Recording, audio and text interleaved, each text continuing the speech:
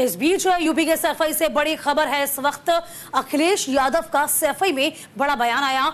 UP में India गठबंधन रहेगा, सपा और कांग्रेस के बीच में रहेगा गठबंधन। बिल्कुल, देखिए यूपी में इंडिया गठबंधन को लेकर सपा अध्यक्ष अखिलेश यादव ने एक बड़ा बयान दिया है, जिसमें उन्होंने स्पष्ट कर दिया।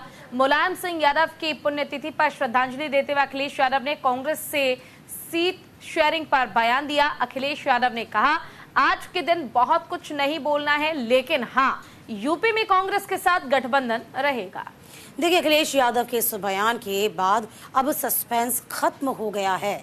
तो फिलहाल देखिए, बड़ी खबर आप तक पहुंचा रहे हैं, जहां यूपी में इंडिया गठबंधन रहेगा, ये समाजवादी पार्टी ने कहा। क्योंकि कल बड़े तमाम सवाल खड़े हो रहे थे। जैसे ही सीटों का ऐलान किया गया था, उपचुनाव के लिए प्रत्याशियों का ऐलान किया गया था, उसी को लेकर सवाल खड़े उठना शुरू हो चुके थे कि कांग्रेस के पक्ष में एक भी सीट क्यों नहीं दी गई है या प्रत्याशी क्यों नहीं उतारा गया। ये तमाम सवाल खड़े हो रहे थे। अब समाजवादी पार्टी के अध्यक्ष हैं अखिलेश यादव, जिन्होंने साफ किया है।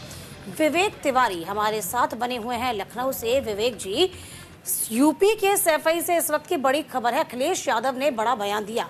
अब समझना ये होगा कि ये बयान उस वक्त सामने आया है जब कल उपचुनाव के लिए 6 नामों का ऐलान समाजवादी पार्टी की ओर से किया गया, जिसमें देखा गया कि परिवारवाद हावी है, कांग्रेस को मौका नहीं मिल रहा था। तो क्या इस बयान के मायने? देखिए, बयान का मायने सिर्फ इतने हैं कि ये बात दूर दूर से कही जा रही है, ऊपर ऊपर से कही जा रही है कि गठबंधन रहेगा। अंदर की ज़मीनी हकीकत ये है कि कोई गठबंधन नहीं होगा। शायद 1-2 सीट अखिलेश यादव बहुत मेहरबान हुए कांग्रेस पर, तो शायद दे दें, इससे ज़्यादा की गुंजाइश नहीं है। जो बात आज अखिलेश यादव कह रहे हैं, इससे पहले ये बातें समाजवादी पार्टी के दूसरे लोग भी कह रहे थे। वही बातें कांग्रेस पार्टी के भी दूसरे लोग कह रहे थे कि गठबंधन के तहत इलेक्शन लड़ा जाएगा, बाई इलेक्शन लड़ा जाएगा। लेकिन आज की हकीकत ये है कि 6 सीटें समाजवादी पार्टी ने डिक्लेयर कर दी हैं। कांग्रेस मुंह ताक रही है। हकीकत ये भी है कि उत्तर प्रदेश का जो नेतृत्व है कांग्रेस पार्टी का, वो जरूर समाजवादी पार्टी के प्रदेश स्तर के नेतृत्व से बात कर रहा था, लेकिन राहुल गांधी, प्रियंका गांधी, मल्लिकार्जुन खड़गे की अखिलेश यादव से इस संबंध में अभी तक कोई बातचीत नहीं हुई है।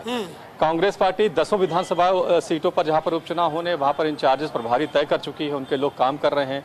अखिलेश यादव ने एक कदम आगे बढ़ के 6 सीटों पर अनाउंस कर दिया। इसमें 2 वो सीटें हैं जो कांग्रेस पार्टी जिस पर दावा ठोक रही थी, फूलपुर और मजवा से खुद प्रदेश अध्यक्ष कांग्रेस के अजय राय वो क्लेमेंट थे, लेकिन कुछ नहीं हुआ। वो सीटें उन्होंने डिक्लेयर कर दी हैं। तो गठबंधन सिर्फ ज़बानी जमा खर्च करने के लिए है। उपचुनाव में सीट शेयरिंग को लेकर के इस गठबंधन का कोई मामला दिख नहीं रहा है। बिल्कुल विवेक, यानी ये समझा जा सकता है कि इस लिटमस टेस्ट में जिस तरह से कांग्रेस अब पिछड़ती नजर आ रही है, कांग्रेस के लिए एक उम्मीद की जा रही थी कि शायद अब परिवर्तन का दौर आने वाला है, लेकिन ये परिवर्तन का दौर ना देखते हुए अखिलेश यादव भी ये समझ गए हैं कि अगर दूरी बनाए रखेंगे तो ही फायदा है। अगर ज्यादा नजदीकियां बढ़ी तो जो उनके पास आनी है सीट, कहीं उससे भी हाथ ना धो बैठे।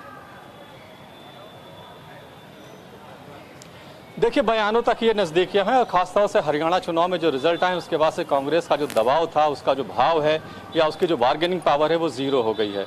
तो अब अखिलेश यादव कांग्रेस की किसी बात को सुनेंगे, इसकी गुंजाइश बहुत लगती नहीं है। जो 10 सीटों पर चुनाव होने हैं, इस पर कांग्रेस कहीं स्टैंड करती नहीं थी 2022 के इलेक्शन में।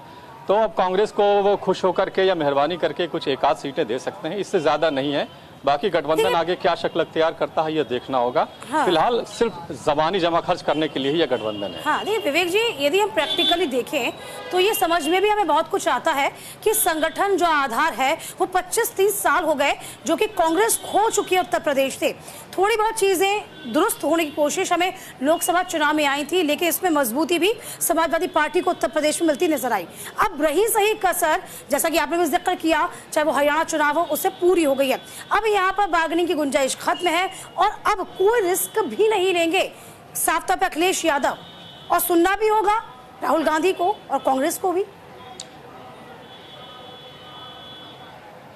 देखिए, बिल्कुल सुनना पड़ेगा। राहुल गांधी ने तो अभी तक बात ही नहीं की है। तो अब 6 सीटें अनाउंस कर चुके हैं, 2-3 सीटें और बची हैं, उससे भी अनाउंस कर ही देंगे।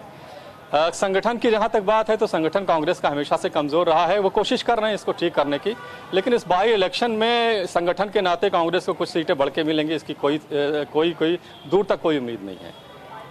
चलिए ठीक है, आपका